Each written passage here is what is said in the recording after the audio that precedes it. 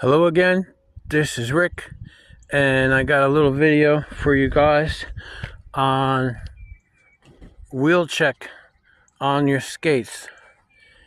And if I can get it right,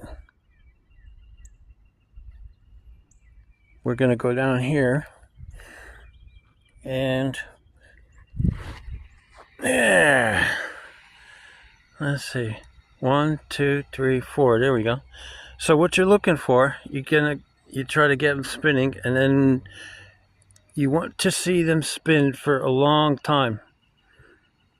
If there's one that slows down and stops, then you know you got an issue. And I use WD-40